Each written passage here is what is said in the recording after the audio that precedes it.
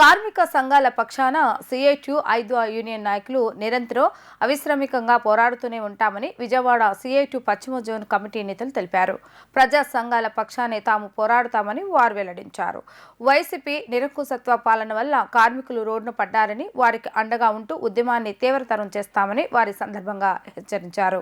CITU Vijayawada పశ్చిమ zone committee ఆధ్వర్యంలో రాష్ట్ర సదస్సును నిర్వహించారు. ఈ సందర్భంగా పలువురు నేతలు మాట్లాడుతూ కార్మికుల ధర్నాలతో రాష్ట్రం అట్టడుగుతుంటే వైసీపీ ప్రభుత్వం స్పందించడం లేదని ఆగ్రహం వ్యక్తం చేశారు. ఏమీ పట్టనట్టుగా ఈ ప్రభుత్వం వ్యవహరించడం చాలా దారుణమన్నారు. ఈ నియంతృత్వ ధోరణి అవలంబిస్తున్న ప్రభుత్వం కార్మికులను కాలరాస్తున్నారని చెప్పారు. ఇప్పుడు జరుగుతున్న కార్మిక సంఘాల ధర్నాలతో పాటు భవిష్యత్తులో మరిన్ని సంఘాలు వస్తాయని వారు హెచ్చరించారు. ఇప్పటిదాకా జరుగుతున్న కార్మిక సంఘాలకి సిఐటియు మద్దతిస్తుందని, వాళ్ళ పక్షాన పోరాడతామని తెలియజేశారు.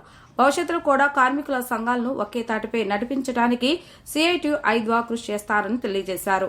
రేపటి నుంచి కార్యాచరణ అవలంబిస్తామని, ఉద్యమాన్ని మరింత ఉధృతం చేస్తామని వారు హెచ్చరించారు. మరి మిగిలిన 6 డిమాండ్ల సంగతి ఏమిటి? మినీ వర్కర్లు మెయిన్ వర్కర్లుగా మార్చాలని చెప్పేసి హామీ ఇచ్చారు. ఇంతవరకు జీవో లేదు. గ్రాట్యుటీని సుప్రీంకోర్టుకి కేసు వేసుకోండి అని చెప్పేసి సలహా ఇచ్చారు. ఇది అంగీకరించినట్ట? ఈ రోజుకి అంగన్వాడీలు చాలామంది, వందల మంది చనిపోతున్నారు. ఒక్కరికైనా నీ ప్రభుత్వం వచ్చిన తర్వాత కనీసం వైఎస్ఆర్ బీమా కాదు కదా, మట్టి ఖర్చులైనా ఇచ్చారా అని చెప్పేసి మేము అడుగుతా ఉన్నాం. ఇంకా ఎంత అవాస్తవం అంటే, మొన్న సంక్షేమ పథకాలన్నీ అంగన్వాడీ అక్క చెల్లెమ్మలకు ఇస్తున్నాం అని చెప్పేసి చాటి భారతం లాగా ఇంత చెప్తా ఉన్నారు. ఈరోజు రాష్ట్రంలో మేము చెప్పదలుచుకున్న మేము ఛాలెంజ్ చేస్తాం. ఈరోజు అనేక మంది అర్హత కలిగిన హెల్పర్లకు కూడా నీ ప్రభుత్వం సంక్షేమ పథకాలు ఇవ్వట్లేదు మాట వాస్తవం కాదా అని చెప్పేసి మేము అడుగుతా ఉన్నాం. సంక్షేమ పథకాలు అమలు కావట్లేదు. ఈరోజు కనీసం అంగన్వాడీ సెంటర్ల నిర్వహణకు పెట్టే ఖర్చులు కూడా వీళ్ళు మాకు ఇచ్చారంట. అంటే అద్దెలు ఇచ్చామని చెప్తున్నారు. అద్దెలు ఎవరి కోసం ఇచ్చారు?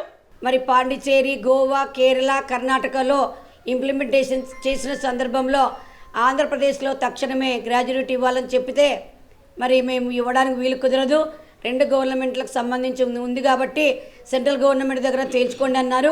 ఆంధ్రప్రదేశ్లో ఇంప్లిమెంటేషన్ చేస్తున్నట్లు సెంట్రల్ గవర్నమెంట్కి ఒక లేఖ పంపండి. 3 సంఘాల తరఫున సెంట్రల్ గవర్నమెంటు సంబంధించిన పార్లమెంటు ఇచ్చినటువంటి ఏదైతే ఈ గ్రాడ్యుయేటీ ఉందో దానికి సంబంధించి సుప్రీంకోర్టులో కేసు వేస్తామని చెప్పాము.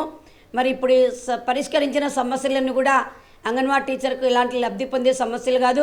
సెంటర్ల నిర్వహణకు సంబంధించి నేటికి కూడా జూలై నెల నుండి అంగన్వాడీ కేంద్రాలకు సంబంధించిన బిల్స్ అన్నీ కూడా ఏది అకౌంట్లో జమ చేయలేదు.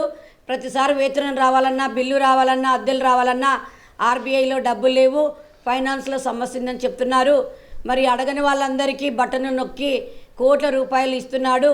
మరి నిజాయితీగా 8 గంటలు పనిచేసే కార్మికులకందరికీ కూడా వీటన్నిటిని ఇవ్వాలనేది సీఎం గారికి తెలియజేస్తున్నాం. అంగన్వాడీ టీచర్లు 21 రోజు ఈ రోజు సమ్మెతో చాలా మానసికంగా కూడా అంగన్వాడీ టీచర్లు ఈదుల్లోకి వచ్చి ఈ యొక్క సమ్మె చేస్తున్నాం. మా ముఖ్యమైనటువంటి డిమాండ్స్ 11 పెట్టాము. అందులో 10 పరిష్కరించినట్లుగా ఈ యొక్క రాష్ట్ర ప్రభుత్వం ప్రకటిస్తూ ఉంది. ఇది చాలా తప్పు. 4 డిమాండ్స్ మాత్రమే పరిష్కరించారు. ముఖ్యమైనటువంటి డిమాండ్స్ అంగన్వాడీ ఉద్యోగులు ప్రభుత్వ ఉద్యోగులుగా గుర్తించి కనీస వేతనం 26,000 రూపాయలు ఇవ్వాలి. సుప్రీంకోర్టు ఇచ్చినటువంటి గ్రాడ్యుయేటీ వెంటనే అమలు చేయాలి. మినీ అంగన్వాడీ వ్యవస్థను రద్దు చేసి మెయిన్ అంగన్వాడీ వర్కర్లుగా గుర్తించాలనేది ముఖ్యమైనటువంటి మా 3 డిమాండ్స్ కూడా వెంటనే పరిష్కరించాలి. ఇప్పుడు ఎన్నో సందర్భాల్లో కూడా అధికారులకు వినతి పత్రాలు ఇవ్వడం జరిగింది 3 సంఘాల ఆధ్వర్యంలో. కానీ ఏమాత్రం కూడా ఈ యొక్క ప్రభుత్వం పట్టించుకోవడం లేదు. మేము ఈరోజు మమ్మల్ని గుర్తించండి ప్రభుత్వ ఉద్యోగులుగా అంటే కూడా ఏమాత్రం కూడా స్పందించడం లేదు. యొక్క ముఖ్యమంత్రి గారు క్రిస్మస్కి కూడా ఖచ్చితంగా కానుకగా మాకు వేతనాలు పెంచుతాడని అనుకున్నాం ఎంతో ఆశతో. కానీ మా ఆశలన్నీ కూడా నిరాశలు చేశాడు. కాబట్టి వెంటనే కూడా ఇప్పటికైనా ఈ యొక్క ప్రభుత్వం స్పందించి మా యొక్క డిమాండ్స్ని వెంటనే పరిష్కరించాలని చెప్పి కోరుతున్నాము.